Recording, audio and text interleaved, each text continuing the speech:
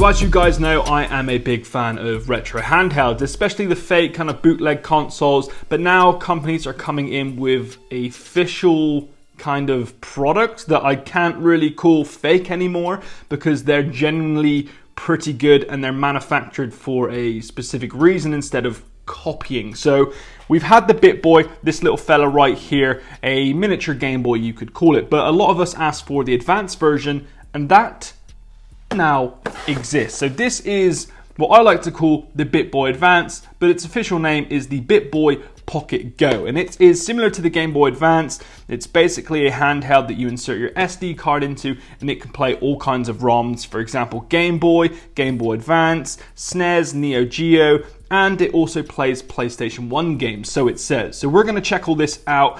This is the packaging. And it's, just pretty simple, nothing crazy. I do like the design on the front, and this is what you are greeted with. And this is as far as I've got, to be honest with you. So this is all new to me. I'm liking that design on the front. They did it with the original Bittboy as well. So let's just jump straight in. There it is. Wow, okay. So straight off the bat, this thing is small. Very small, in fact, kind of.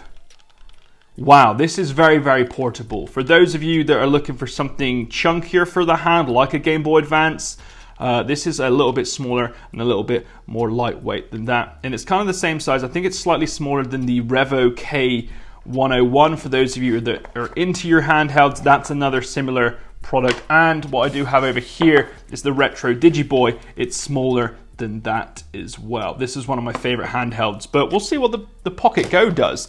Inside the box as well, you get some kind of basic functions, and what you get in here. Okay, I did see a picture of that. Different buttons as well. We'll try and install them on the end, so if you want to see it with the new buttons, just stay towards the end. You get a micro USB to micro SD card adapter. That's nice of them. And your micro USB charging port as well. So let's jump into this console. I'll zoom in for y'all. That was out. So this is what it looks like. Let's take off that. Okay. I'm liking this form factor. And like the metal, I don't know what you call it, accents, whatever you call it around the side is actually quite nice. It's not metal, but it looks like metal. So on the front, you obviously get your D-pad, you get your start select button, you get your Y, X, A, B, and these are looking very similar to the original Game Boy colors, which I like. You get a little screen there, your speaker grill, shoulder buttons, your SD card slot, and there's already an SD card straight in there. And that is AV out, TV, so that can go into your TV, headphone jack, micro USB, and a reset button. I don't know how you would change those buttons unless you have to unscrew it, but we'll get to that to the end. So let's turn this on and see what it has to offer. So this is the menu you're greeted with, very similar to the original Bittboy. So you've got your ROMs here. So these are where you go into your certain ROMs. So they've got Game Boy, Game Boy Advance, NES, SNES. You've got your Game Gear, Sega Master System, Mega Drive, Atari, Lynx. You've got your PlayStation 1, Neo Geo. You got your Wonder Swan, and a couple more as well. So let's just start and look. So what's this? Okay, so you've got your built-in games as well. So you do have a couple. For example, you have Doom on here. What else have you got? Quake. You've got some games already pre-built into here. Quake 2 as well. Does this run Doom? Let's try it.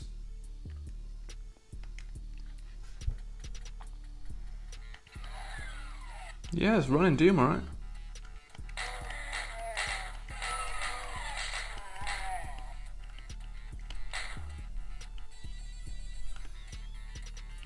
Okay, sweet. Let's so if I press reset, start, quick game.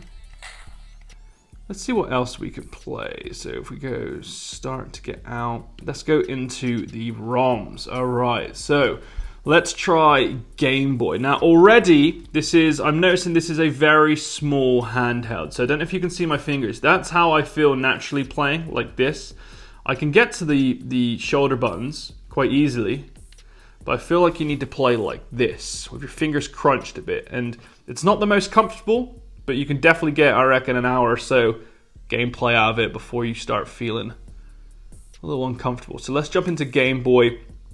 So I've only installed 2 ROMs on here, or a few ROMs, a couple of PlayStation ROMs and a couple Game Boy ROMs, just to test if actual, installed ROMs work. So this is what the SD card came with apart from Pokemon Gold. So it's got a lot. It's got Legend of Zelda, Mario Golf, Metal Gear Solid, it's got Pokemon Crystal, Rayman, Shantae, Super Mario Bros. It's got a lot.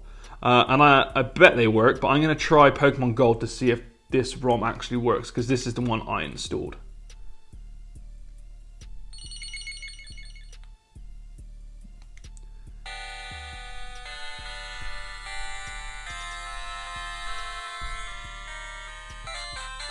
Seems to be working alright. Audio wise, yes, this is okay. It's a very, very small speaker, so you're going to get a little bit of cracking and a bit of background noise, but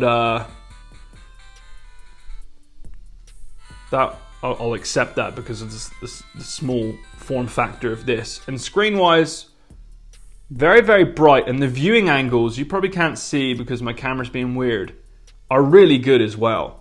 So a lot of times when you get one of these, you can look at it at the side and it will you just can't see it. But this seems to be working really well. My camera is making it look like you can't see it, but trust me, that's just the reflection. So viewing angles are somewhat impressive. So great screen on this so far. We could go all the way into Pokemon, but I want to show you other ROMs. Oh, okay. So I went to press reset there and it looks like you can save your state, and you can use cheat codes as well. So try that again, cheat codes. So you can go into Game Genie or Game Shark cheat codes, which is quite nice. And you can reset the game settings. You can show frame rate. You can scale it. You can add color filters and borders. And I don't think you can speed up by the looks of things. Okay, so I'm actually going to put a Game Boy ROM to the test here. So let's go into Rayman.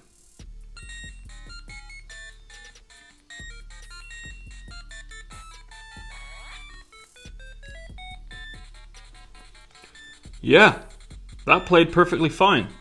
Audio's good, it is not cracking as much as it was in the Pokemon ROM, which is always nice. And again, in this load state, save state, cheats, reset game, blah blah blah. Right, the next ROM I want to try is obviously Game Boy Advance.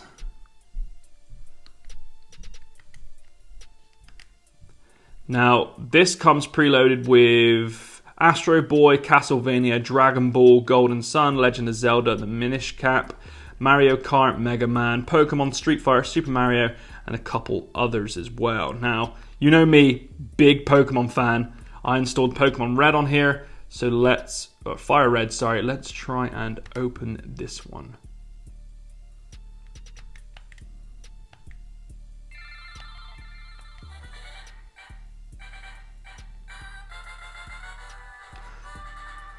Now, it's hard to tell in terms of like how well it's going to perform just from the menu. Obviously, I don't want to go in and make a new game and stuff. You can hit me up on Twitter if you want to see that. But from what you can see, like the animations and the frame rate just from that menu, it's pretty good. And what can I change on here? Graphics and sound options, save, load. You can add cheats as well and other options. So you could probably speed it up in the Game Boy Advance ROM as well. That's quite nice. So let's actually play a Game Boy Advance game. What should we go with? Let's try Mario Kart Circuit. That sounds fun. Button response is fine, no delay.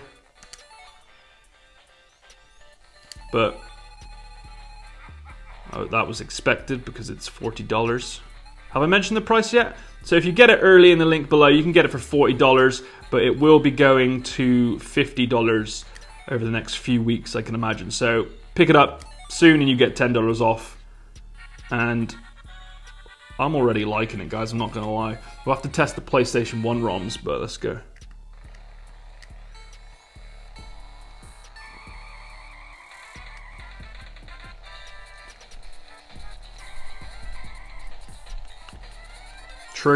shoulder buttons, sorry, are responsive.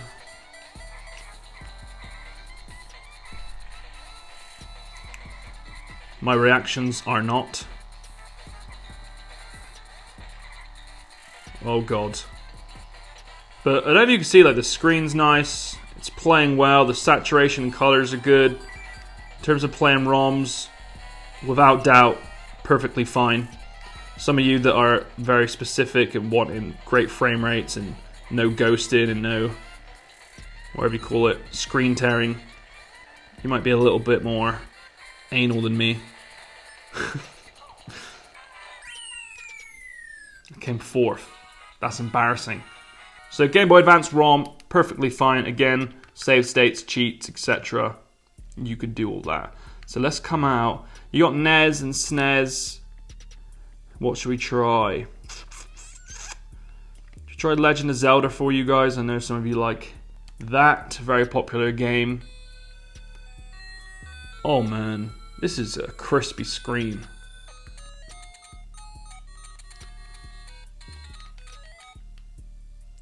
So you can load ROMs, reset, flip disk, save state, load state, screenshot. You can exit.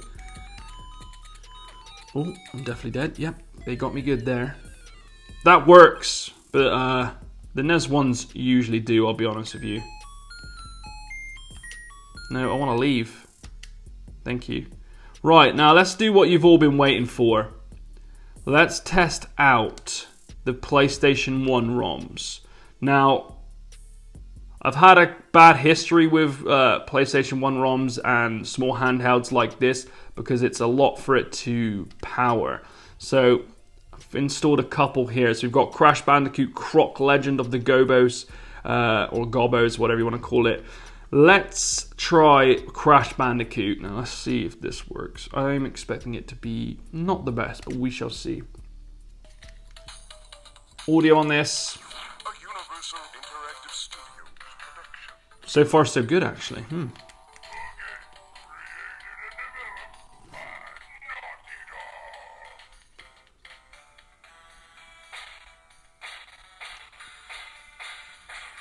So now that a lot's going on with the speaker, you can hear it flickering.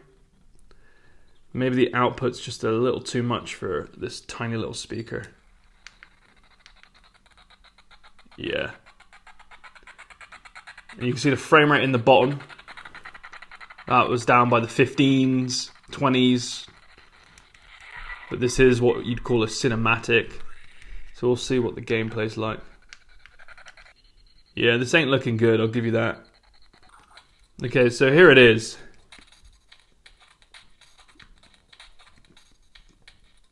Not looking good at all, really. I'll be honest with you.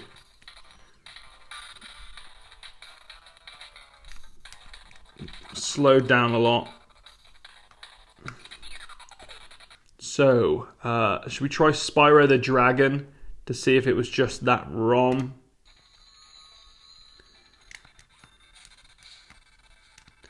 But it's definitely jerkiness. It's not playing it smoothly. You can hear the audio cracking as well. It's definitely struggling.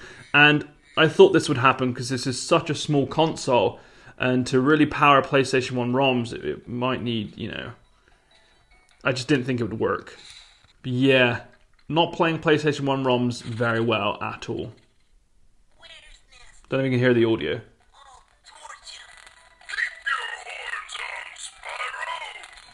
Not the best. Not the best at all.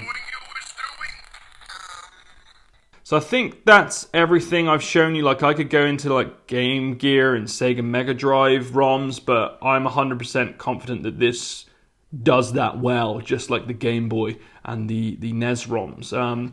The build quality on this, I'm loving it. They've done a really, really good job. I'm liking the form factor. It's small. And at the start of the video, I said I would have liked it a bit bigger, but that would have made it a little bit chunkier. This is something you can chuck in your back pocket easily. It's very lightweight. You just take it on vacation or a holiday with you, and it's absolutely fine. And it can play a lot of your games on the go.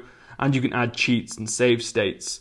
So yeah, overall, like, I'm impressed. I'm digging it for $40, $50. I would absolutely pick it up. The design's nice. I like that they've kept these retro colors in it, and they do give you the option to change that. The screen's nice. It's just a nice handheld console. The only thing it's competing with is this. This is the Retro Digiboy, or the Digi Retro Boy. That can actually play cartridge as well. So, you know, but I think that's illegal to do that. So they're dodging a bullet there. Shall we try and add those colored buttons? I think we should. So let's plop this down and see what we could do. There you go. That's the pop I was looking for. Okay, so there you go. There's what it looks like inside. Now to change these buttons, yeah, I think you definitely had to come in the back. Yeah, you did.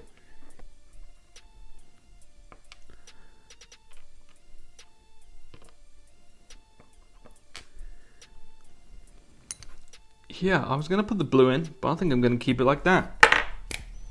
Alright, okay, now I've got to put it together. Crap. Okay, so they're in. Let's take a peek and see. Oh, look at that. Now that is looking tidy. I'm liking that. I'm liking those weird colors there. Very, very nice. So, overall, guys, a really great handheld. Bittboy have done a cracking job on this. The build quality is great. The screen's nice. The form factor is lovely. And this really is a pocket handheld gaming device. It's one you just chuck in your back pocket and you can play on the go with all of your ROMs. I don't really have an issue with it so far. Obviously, the PlayStation ROMs don't play. But, you know, they kind of work, but they're just not playable in my honest opinion. But that was expected anyway. From something this small, it's kind of hard to power those kind of ROMs. But build-wise, it's almost perfect. The on and off switch is a little kind of, I don't know, it's a little bit loose. But that can be fixed, I can imagine. So there you have it. There is the Bittboy Pocket Gay, or I like to call it the Bittboy Advance. A great handheld, and they've done a cracking job on this. So there is a link below if you want to pick it up. It's now $40, but it will soon be $50. As per usual, guys, I appreciate you watching. I'll see you in the next one. Ta-da.